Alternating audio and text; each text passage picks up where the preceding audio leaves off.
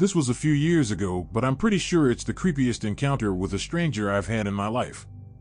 I've never really written about a personal experience like this, and I don't know if you all will find it as weird as I did or if I'm overreacting, but I thought this would be the place to share it. My friend and I were at my house and found ourselves craving fast food. I live about half a mile from a Burger King, a place my friends and I had walked to on previous occasions. It was nearing dusk, but my neighborhood was generally safe, and I had never felt uncomfortable or unsafe walking around here before. The weather was mild for December, so we decided to walk to the nearby Burger King rather than drive. For some background information, my friend and I are both 16-year-old girls. We have both had encounters with creepers in the past, but my resting bitch face has deterred a lot of unwanted advances. My friend had a pepper spray canister in her purse, though she left it at home, I guess because we were so comfortable in my neighborhood that we didn't think anything odd would happen. When we reached the Burger King, it was oddly desolate for dinner time. The only people in the restaurant were the workers, an old Italian man who seemed to be the franchise owner, and a middle-aged African-American man sitting in the corner, facing the window. The way the building is set up, you order your food around the corner from the seating area, and those at the cash register cannot easily see those seated in the restaurant. There's a side door that leads directly into the dining area, allowing people to enter and exit without being seen by the cashiers. As we were ordering our milkshakes and fries, the owner was screaming at the young employees, which made my friend and I pretty uncomfortable. When our food was ready, he brought it to the counter and leered at us, asking us if we had just been to the beach. Neither of us was dressed particularly provocatively, and I just gave him a dirty look and sat down to eat my food, thinking that he was probably the creepiest person I was going to meet that day. When my friend and I sat down to eat, the man who was seated in the corner got up to leave. We barely looked at him, but when he was passing our table, my friend and I noticed an odd detail. Though he was middle-aged and was wearing what looked to be a work uniform, he had bright, neon green contact lenses in his eyes, like the kind people wear with Halloween costumes. I giggled to my friend that he must really like Hobson, but we didn't find it too strange until he came back in the side door 3 minutes later. When he came back in, he was carrying a misshapen large bag. He was previously seated very far from us, but when he came back, he took the seat closest to us, 2 or 3 feet away. The tables were angled differently, so his back was facing us. We thought this was weird, but we continued eating while he pulled out an ancient laptop from his bag and started it up. A few moments later, my friend grabbed my leg and made a motion for me to look next to me. There, it was clear that the man had positioned his laptop screen so that my friend and I could see it. I heard his heavy breathing before I fully grasped what was happening. There, on his Windows Media Player screen, were 2 naked women in what seemed to be a dungeon, restrained and being whipped by a third woman in a rubber suit. Now, I'm familiar with computers and have friends who joke about such things, so I've come across explicit content before. However, this was far from ordinary bondage material. It seemed less staged and more amateurish, and the fact that he had it stored on a disk rather than accessing it online made it all the more unsettling. What heightened the unease was that he was gradually increasing the volume on his laptop. By the time my friend and I fully grasped the situation and decided to leave, the sound was at maximum volume, and the disturbing sounds of the women's distress echoed through the dimly lit restaurant.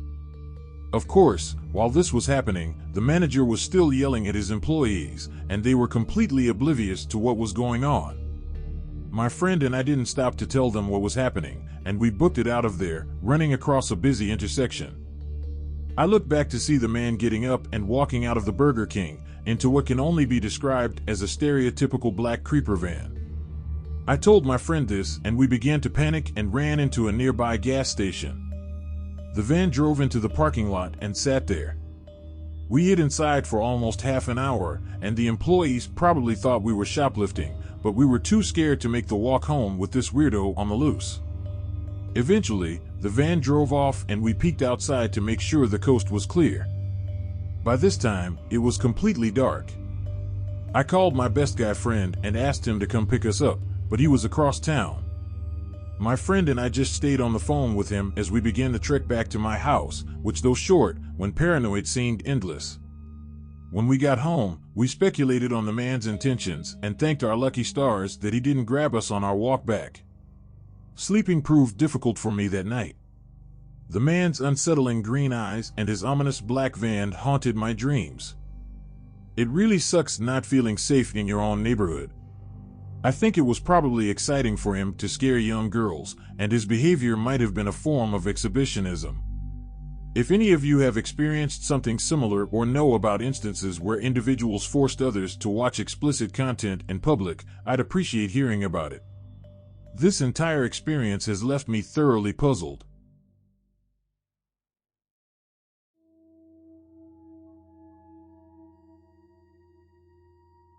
I recently remembered this. It's one of those memories that isn't extremely terrifying enough to remember, but it's eerie enough to stay in your mind for a good while. I'd say I was about 13 years old when this happened. At the time, I lived in a small town, and this girl, a few years younger than me, had gone missing. The situation was really distressing. They discovered her lifeless body, and it seemed that she had undergone torture prior to her passing. It was a huge deal, and obviously, it made parents paranoid about who they let be around their children. So back to my experience, my mom took me to a Burger King close to our apartment. We would go there on the days when she was too exhausted from work and lacked the energy to cook. On this particular day, she went to place the order while I settled into a booth, idly toying with the paper from my straw, and that's when a man entered and approached me. It was as if he entered the establishment, his eyes scanning around until they fixed on me, and then he made his way over to where I was seated. I can't say for certain, but I don't believe he was homeless. Perhaps he was? He had this odd smell to him, and his clothes were ripped and dirty. He kept his hands buried in his jeans pockets and kept moving them around and swaying back and forth while standing and looking down at me with that unsettling smile. He kept smiling. I just sort of smiled at him and said hi and hoped he'd go away, and figured he couldn't do anything because it was a small building full of employees and my mom was just a few feet away. He started talking to me, and I remember that he had that kind of voice that makes you feel gross. He just kept staring at me, and while staring he randomly started talking about the girl who went missing and was later found dead. It wasn't like a casual topic to talk about, especially with a 13-year-old girl. This started to creep me out even more. And on top of that, there was a certain gleam in his eyes that suggested he found the whole thing exciting, both the event itself and discussing it with a young girl. It was exciting to him what had happened and exciting for him to be talking about it to a young girl. He went into detail about how he had heard that the circumstances surrounding the girl's situation were related to matters of sexual nature. Now, when you're very young and a strange and unsettling man who appears not to have showered in probably weeks is discussing sexual topics with you and he's using such intense language and emphasis with his words, it's just really unnerving. The entire situation is messed up. I felt uneasy as this guy was standing extremely close to me, practically blocking my side of the booth. It was as if he was aware that unless he stood almost pressed against my side, I would promptly get up and abandon this so-called charming conversation.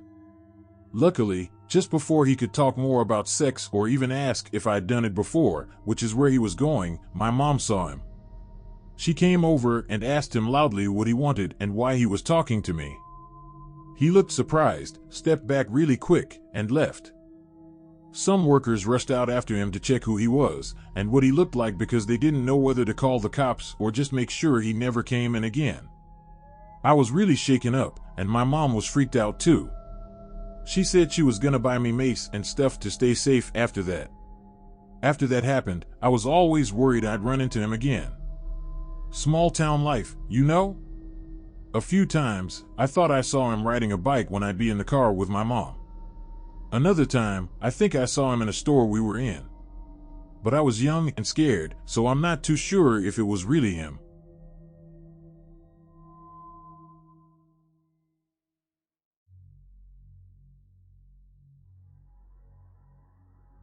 Christmas Eve dinner at Burger King.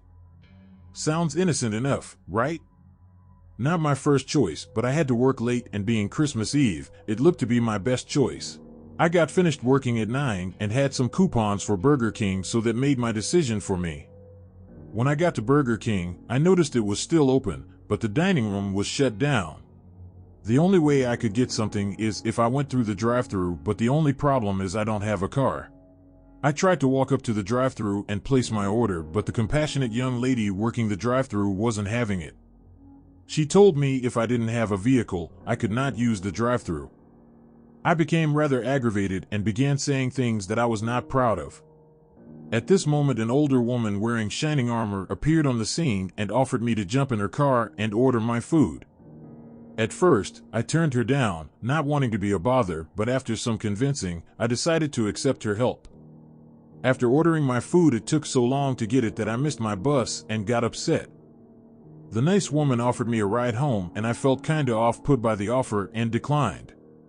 She was persistent but at the same time friendly and convinced me to take her offer.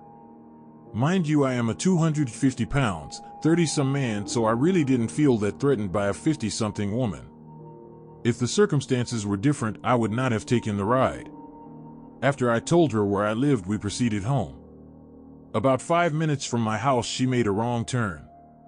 I explained that I lived the other way and that we needed to turn around or let me out here and I would walk the rest of the way. It was then that the woman's demeanor changed and she told me that she could not let me spend Christmas Eve alone and that she was taking me to her house. I told her that I needed to get home immediately to let my dog out and that I would be fine. The woman then tried to entice me with cocaine and liquor at her place, but since I am in recovery, I told her I wasn't interested. She refused to turn around or let me out and started to drive strangely, not stopping at stop signs. I'm not gonna lie, my mind was racing and I began to sweat. I knew that I could physically overpower this woman, but what awaited me at her house? I also felt terrible about hurting her after all her kindness, but I had to get away before her house and I didn't know where that was, so I didn't know how much time I had. Then all of a sudden, luckily, the car in front was stopped at a stop sign and across from it another was stopped also. She had to slow down to almost a stop at this point, and this is where I made my break. I jumped out with the car still moving, leaving my food behind, and started walking away. As I was walking away, she stopped and got out of her car and began to try to talk me into getting back in the car with her. That just wasn't an option. I don't know what her motives were or who she was, but I knew I wasn't willing to risk my life over it. I ran all the way home and made sure I wasn't followed. What would have happened to me if it was 2 years earlier and I was still drinking and doing substances? Her offer of booze would have probably worked. Being a man, the thought of the vulnerability most women face every day was so foreign to me, and now I understand the fear most women face. I really feel this nice woman had a nefarious purpose and that I just so happened to be the perfect victim of opportunity. Mind my races. Wouldn't the use of such a non-threatening bait just be perfect to lower the guard of a prospective victim? I never went to the cops because I felt they might not believe me and dismissed my account due to skepticism or paranoia, and I had no proof. But then I wondered, should I have reported it? What if others get hurt because I didn't? I'm left hoping my choice hasn't caused harm to anyone.